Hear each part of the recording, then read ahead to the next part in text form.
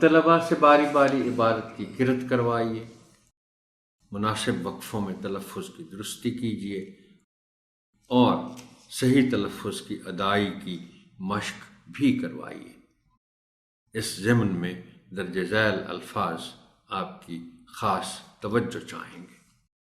Plate form, محترم teacher, یہ لفظ عام طور پر پلیٹ فارم کے طور پر بولا اور پڑھا جاتا ہے، لیکن یہ درست نہیں ہوگا، اس لیے کہ انگریزی میں چونکہ پلیٹ اور پلیٹ دو الگ الگ الفاظ ہیں، اور پلیٹ ہمیں فارم سے پہلے استعمال کر کے ایک غلط تاثر نہیں پیدا کرنا ہے۔ پلیٹ فارم، پلیٹ کا کوئی فارم نہیں ہوتا، یہ انگریزی میں چونکہ اس کو پلیٹ سے الگ کرنے کے لیے اس لفظ کے اس حصے کو پلیٹ پڑھا جاتا ہے، تو ہمیں بھی اس کو پلیٹ فارم ہی پڑھنا چاہیے۔ اب دیکھیں نا، انگریزی میں تو فارم نہیں کہا جاتا، لیکن ہم اس کو اردو میں لا کر بہرحال فارم ہی کہیں گے، لیکن پلیٹ کو پلیٹ نہیں کہا جا سکتا، سو اس لفظ کو بولا جائے گا پلیٹ فارم۔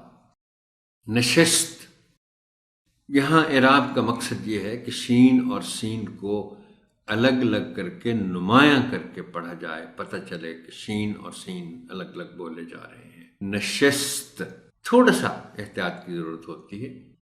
تعارف، عام طور پر پڑھنے اور بولنے میں لوگ تعارف کہہ جاتے ہیں، رے پر زبر استعمال کر جاتے ہیں، صحیح تلفظ ہے تعارف۔ بے تکلف، یہاں لام پر شد کے ساتھ پیش ہے، اور اسی کو چونکہ شد کو شد کے طور پر ہی پڑھا جائے گا، زور دے کر پڑھا جائے گا، لیکن عام گفتگو میں لوگ اس کو اکثر بے تکلف پڑھ جاتے ہیں، یعنی لفظ بے تکلف کے ساتھ وہ تکلف نہیں کرتے، بے تکلف پڑھ جاتے ہیں، تو بے تکلف۔ شمالی، شمال سے شمالی، شمال نہیں پڑھا جا سکتا اس کو، شمال، شمالی۔ اعتبار، تے کے نیچے زیر کا آپ خاص خیال رکھیں گے اور بچوں کو بھی یہی بتائیں گے، کیونکہ عام طور پر اس کو ویسے تو جلدی میں لوگ عین کو بھی کھا جاتے ہیں، اعتبار کہہ جاتے ہیں، غلط ہے بالکل، لیکن اعتبار بھی غلط ہے، یہ پڑھا جائے گا اس کو اعتبار، تے کے نیچے زیر کو نمایاں کرنا ہے اور اس کا خاص خیال رکھنا ہے۔ منفرد، منفرد پڑھ جاتے ہیں لوگ، میں خود کسی زمانے میں اس کو منفرد پڑھ جاتا تھا، تو اس کو منفرد پڑھنا ہے۔ معدنیات، معدنیات، دنیات۔ حسن، حسن کہہ جاتے ہیں لوگ جلدی میں، حسن پڑھا جانا چاہیے اس کو۔ امن، یہ لفظ عام طور پر زیادہ تر لوگ اس کو امن ہی پڑھتے ہیں، جبکہ اس کو یہ انہی 3 حرفی الفاظ کی فہرست میں شامل ہے جس میں درمیانی حرف پر جزم کا استعمال ہے۔